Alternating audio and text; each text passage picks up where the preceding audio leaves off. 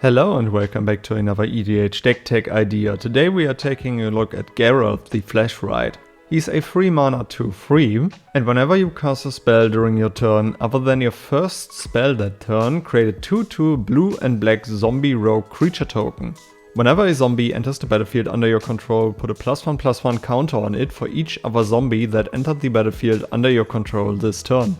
We want to build this deck as a mono blue spellslinger deck, to simply create a bunch of zombie tokens during our turn to get a huge army of powerful zombies with which we can overwhelm our opponents. For this to happen, we need to sling a bunch of spells together, so we cast a lot of cheap cantrips. For example, consider a 1 mana instant, we surveil one and then we draw a card.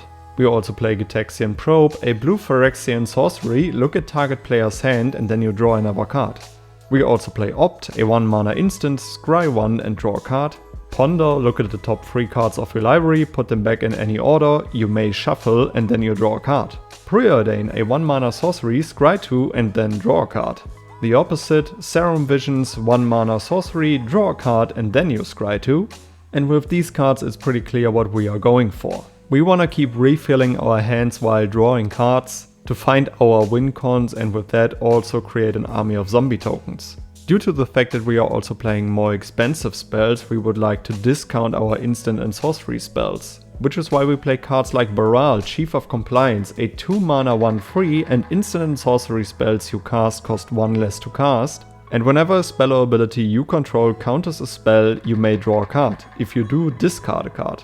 Jace's Sanctum is also a really good enchantment for this deck. A 4 mana enchantment, instant and sorcery spells you cast cost 1 less to cast. And whenever you cast an instant or sorcery spell, scry 1. Sapphire Medallion is one of the best artifacts that we can play in this deck. For 2 mana you get an artifact that says blue spells you cast cost 1 less to cast.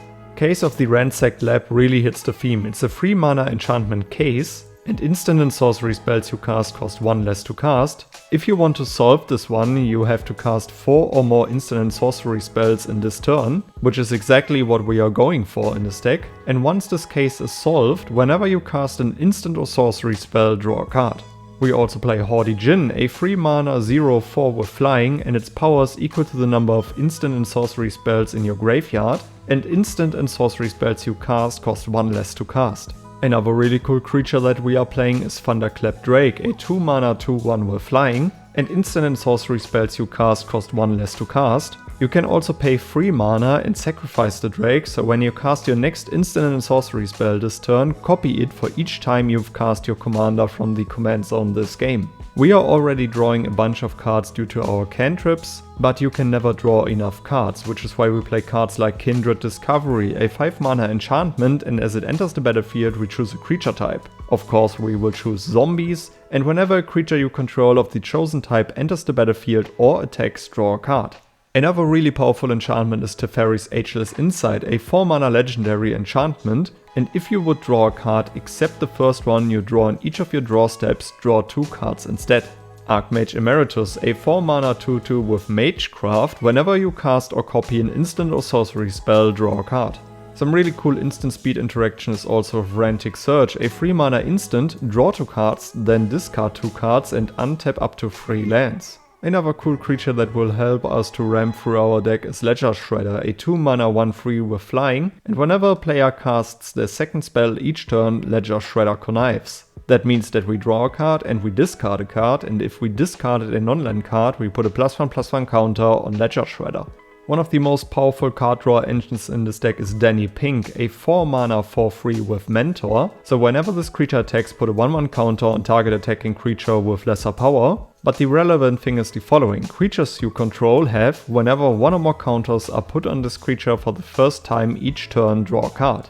That means that as soon as we create a zombie token with a +1/+1 counter on it, we will get to draw a card. And now let's talk about how we can close out the game with an army of zombies. For example, with Rise of the Tides, a 6 mana sorcery, create a tapped 2/2 black zombie creature token for each instant and sorcery card in your graveyard. You have already seen from the cards that I have featured that we will pretty much ramp through our deck, fill our graveyard with instant and sorcery cards, and once we are able to resolve Rise from the Tides, we will definitely have an army of zombie tokens, which will all enter with a bunch of +1/+1 counters on them. Let's make our creatures unblockable with Herald of Secret Streams, a 4 mana 2/3, and creatures you control with +1/+1 counters on them can't be blocked. We also play Eternal Skylord, a 5 mana 3/3, and when it enters the battlefield, amass 2. The relevant thing about this creature is zombie tokens you control have flying, which is some really nice evasion for our zombies. We also play Undead Alchemist, a 4 mana 4/2, and if a zombie you control would deal combat damage to a player, instead that player mills that many cards. We are not winning with combat damage with this card, but we can also mill our opponents out. And whenever a creature card is put into an opponent's graveyard from their library, exile that card and create a 2/2 black zombie creature token. And we are playing Geralf, Visionary Stitcher, a 3 mana 1/4, and zombies you control have flying. And for 1 blue, tapping it and sacrificing another non-token creature, create an XX blue zombie creature token where X is the sacrificed creature's toughness. We will get another really cool Anthem effect from Hordwing Scab, a 5 mana 3/3 with flying, and other zombies you control have flying.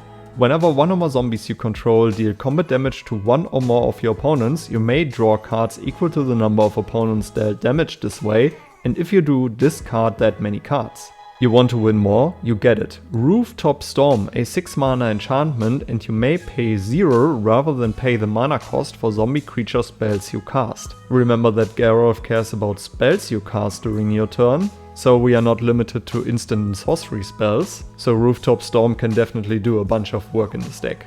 We also play Flux Channeler, a 3 mana 2/2, and whenever you cast a non-creature spell, proliferate. Just with all of the cantrips that I have featured in the early section of this video, Flux Channeler can put even more +1/+1 counters on our zombie army, and all we have to do is cast more cantrips. Inexorable Tide, a 5 mana enchantment, and whenever you cast a spell, proliferate. Inexorable Tide in combination with Rooftop Storm can turn your small army of zombie tokens into an unstoppable force of huge zombies.